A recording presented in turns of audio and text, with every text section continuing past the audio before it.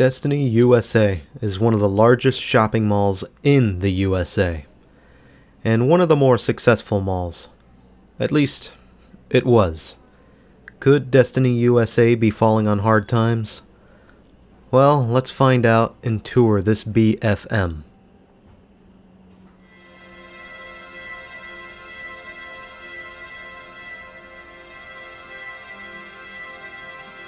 I'm gonna warn you ahead of time, this mall is huge. Pyramid went balls out for this one and when they built it, so get your mall walking shoes and a drink ready. Also, where most malls have maybe a handful of newspapers to work with, there is already a metric ton of information available on this mall. Let's dig in.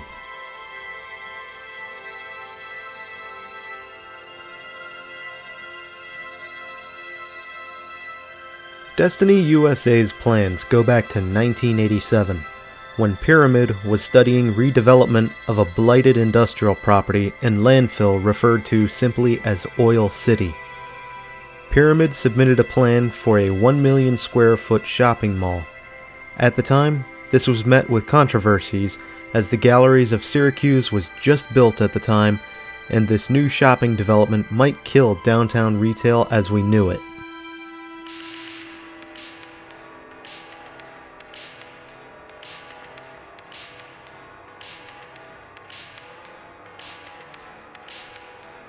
Additionally, Egan Real Estate and Wilmerite had set aside their own disputes as they didn't want a third name to compete against.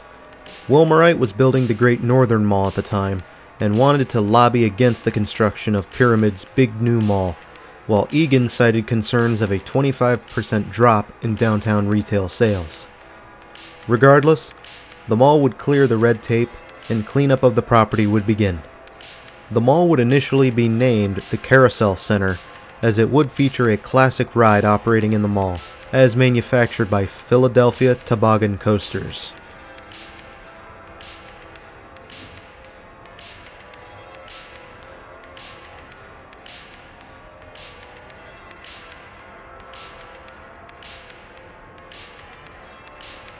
October 15th, 1990 would come, and the Destiny USA would open its doors for the first time, featuring a JCPenney, Kaufmann's, Steinbach, Lechmere, Chappell's, Hills, and the last Bonwit teller of the chain as original anchors.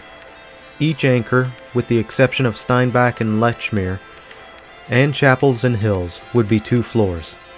Steinbach and Lechmere would share an anchor pad on different floors, and Hills and Chappell's would share another pad. On top of this, Carousel Center had its own basement area referred to as the Commons, hosting parking spaces and 2 junior anchors, of which were the RX Place and Filene's Basement.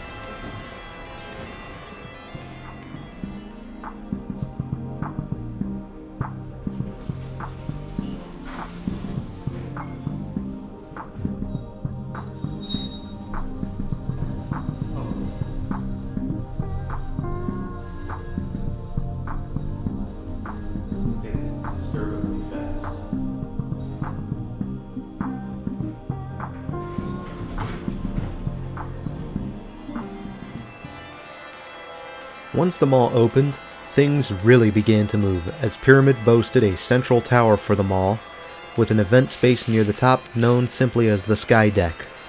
Additional space would be used for offices and movie theaters, as we can see. However, the Carousel Center did have its share of musical chairs. In 1992, Chappell's would turn over to Bon-Ton amid a company merger.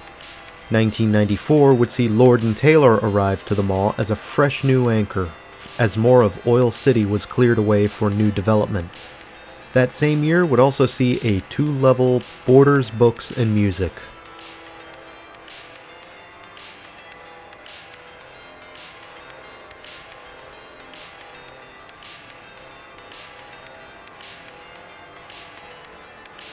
We are entering a portion of the mall that was built much later in this place's life. We'll cover the history of that in due time. I wasn't lying when I said this place was big. So is its timeline.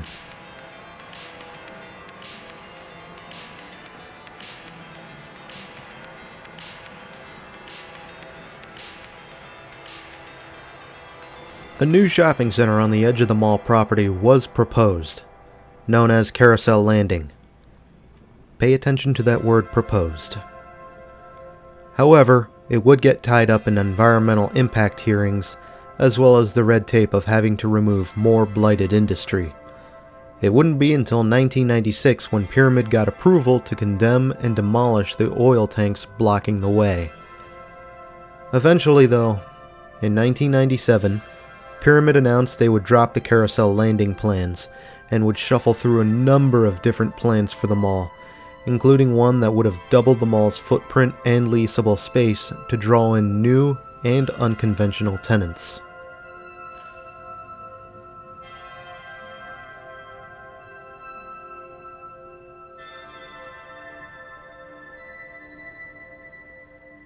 Returning to the musical chairs, and yes, there is a lot for this mall. Steinbach would close down in 1996 and get replaced by Home Place. However, that only lasted 2 years before closing. A store called Nobody Beats the Wiz would open in the Commons, but that didn't even make it 2 years as the chain suffered financial issues. I guess the Wiz did get beat. Lechmere would close in 1997 thanks to its parent company, Montgomery Ward, chopping off the chain, and in 1998 would see Comp USA and a Kahunaville restaurant come to the Commons level, while Best Buy would come to replace the vacancy left behind by Home Place. Finally, in 1999, Hills would get acquired and vored by Ames, and DSW Shoe Warehouse would open in the vacancy left behind by Lechmere. And rounding off the century, Bali Total Fitness would open to join Best Buy, hosting a grand opening that featured the cast of Baywatch.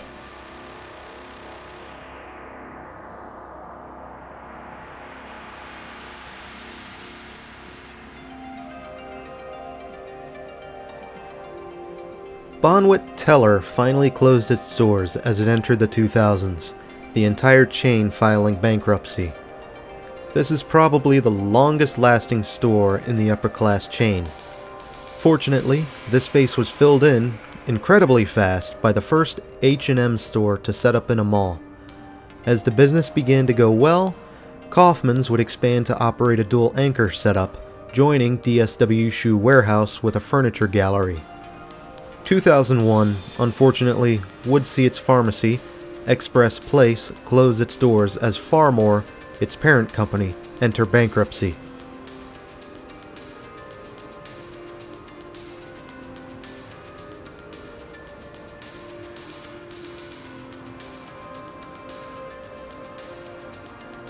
In 2001, Pyramid didn't want to double its mall's size. They wanted to triple the size of the mall. This would also include the first mention of the Carousel Mall's current name, Destiny USA. The Skydeck would become home to administrative offices altogether, and plans would be unveiled to bring in multiple restaurants for the mall, along with several attractions, which included ambitious ideas such as wave pools and even an indoor water park. This project would get tied up in red tape, as Pyramid would need funds and tax breaks in order to finance the project. And at this time, people were already concerned that the mall was an obsolete thing.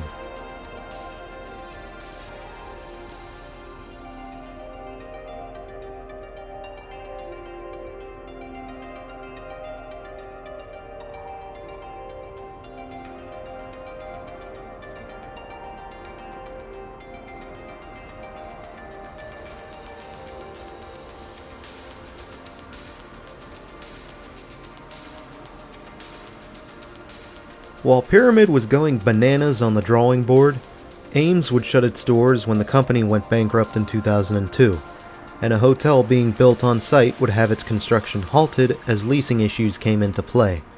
Meanwhile, 2004 would see DSW Shoe Warehouse move to the Commons, leaving Circuit City to take its place. Circuit City and Best Buy in the same center? That's not going to go over well. 2005 would see Sports Authority and Steve & Barry's come to the mall, Steve & Barry's taking over the vacancy left behind by Kahunaville Restaurant. And then, in 2006, Macy's would take over the Kaufmann's name and would close the furniture gallery. CompUSA would then shut its doors as a bad performer in the chain. If you're lost, don't worry. I kinda was too. There is a lot to unpack.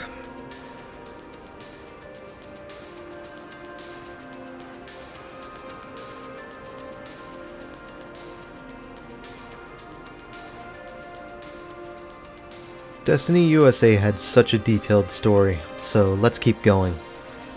Everyone wanted a piece of this mall. 2007 would be of particularly big news as Pyramid went ahead with the first phase of Destiny USA. This would bring 800,000 square feet to the Carousel Center Mall, with part of Borders being closed down to make way. H&M would then have its exterior entrance sealed, losing a remnant of the Bonwit Teller days. Land preparation and foundation work would carry on through 2007, and construction of the building proper would begin in 2008.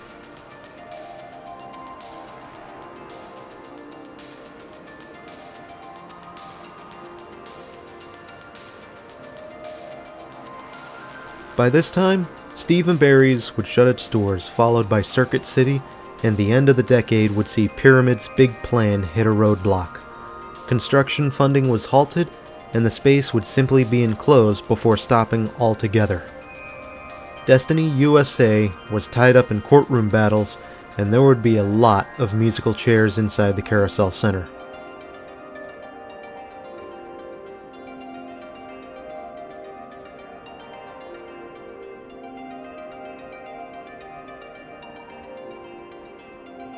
The 2010s were off to a weak start, with Circuit City failing to be replaced for long. Borders Books would close in 2011, along with an Ultimate Electronics attempting to replace Circuit City.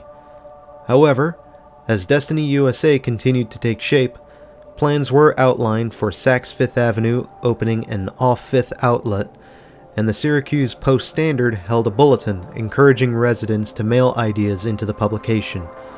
These ideas would be used to shape up what people wanted to see out of Destiny USA. People wrote in, suggesting entertainment venues like Dave & Buster's, higher class stores like Neiman Marcus, and various restaurants. At this time, nothing was officially announced, and various plans had already fallen through.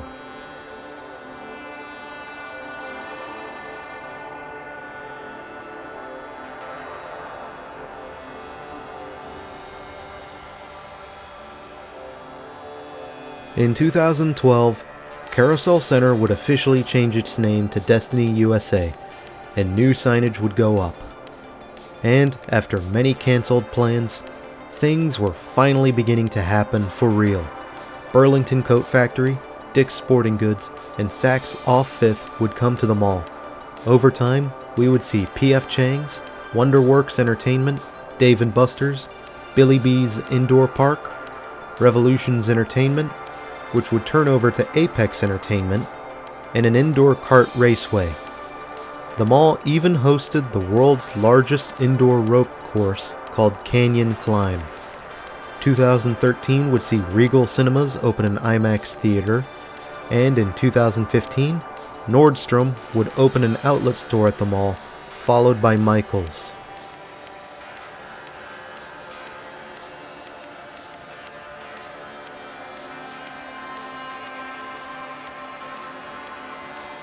It wasn't all sunshine and rainbows though. Bon-Ton departed the mall in late 2015, and Sports Authority would depart in 2016. At Home, however, would come to replace Sports Authority. In 2017, Embassy Suites would open a hotel near Destiny USA. However, in 2019, Saks Off 5th would close its doors for the last time, departing the Destiny USA. Despite this, however, Destiny USA seemed like it was going strong. Incredible offerings, entertainment, dining, fashion, close to full occupancy. Life was good. And then, 2020 happened. can't we end things on a high note anymore? This is why we can't have nice things anymore. Well, 2020 would see JCPenney shut its doors as it went through a restructuring process to escape bankruptcy, followed by Lord & Taylor actually suffering bankruptcy and closing everything.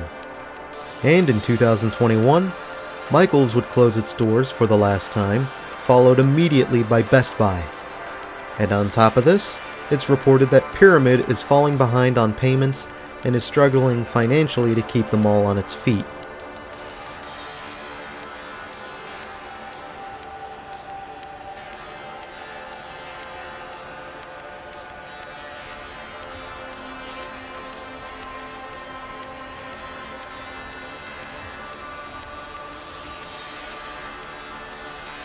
And this is how malls come to an end in Syracuse. The Destiny USA sucked all the air out of the room for its competition. Great Northern, Shoppingtown, Fayetteville, Pencan, the Galleries, and even outliers like Finger Lakes all suffered from this mall's wrath. And now, the mall killer may very well become the killed, as it begins to fall beneath its own weight. We can only wait and see what may happen to this mall going forward.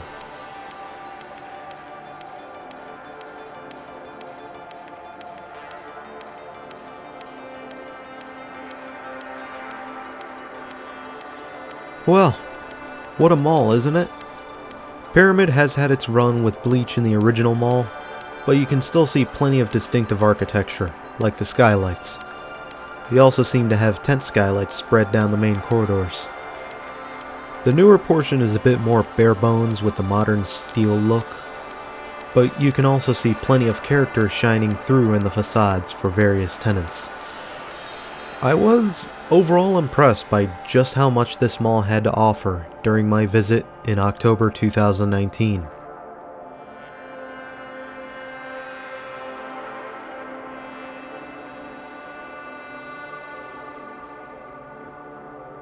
And a side note, if you're wondering why the halls look so empty, it's because I recorded this first thing in the morning during mall walker hours.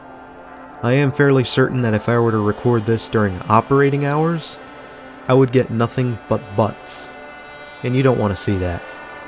This isn't an adult channel, as much as I tend to make suggestive jokes.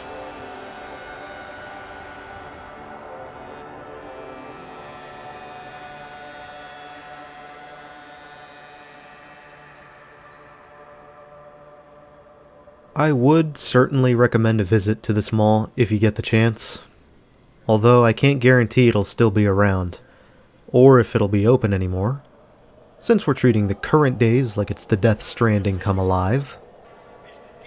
Again, I try to speak positively about some of these places, but the current days have made it really difficult. Hopefully a few years down the road, we can look back on these days and laugh about it. Hopefully.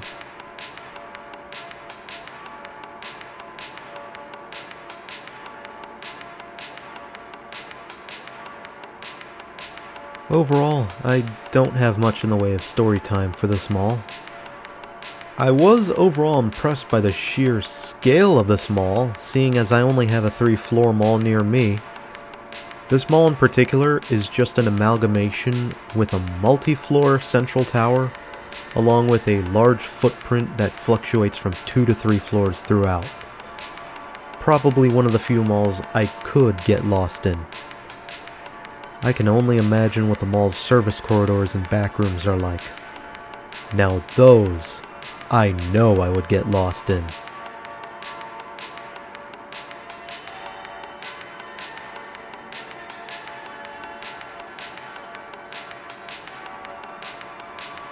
I couldn't record everything this mall had to offer. There's just too much. There are parts of the floors I missed. There are some crisscrossing corridors that link the old mall with the new that I missed. This is one of those malls that you just have to come and see for yourself. It just goes on and on and on forever. I wonder what this mall would be like when it dies. I know I shouldn't think that, but how would all that empty space be handled? This is a mall that's just too big for itself, and I have a feeling some portion of it is just going to empty out at some point. Anyway, this was the Destiny USA. It's huge, and it's time we wind things down and head on out. I want to thank you for joining me for this tour. What were your thoughts on the Destiny USA? Did you love it? Did you hate it? Share your thoughts in the comments below, after dropping a like and maybe sharing this video with others. And if you want to see more malls, do hit subscribe and ring the bell for notifications. Assuming YouTube's not-so-intelligent artificial intelligence actually gives them out, which seems to be a problem constantly. Thanks for having me, Syracuse, and until next time, this is Doomie Grunt wishing you and the Destiny USA farewell and good luck in this mad, mad, mad world.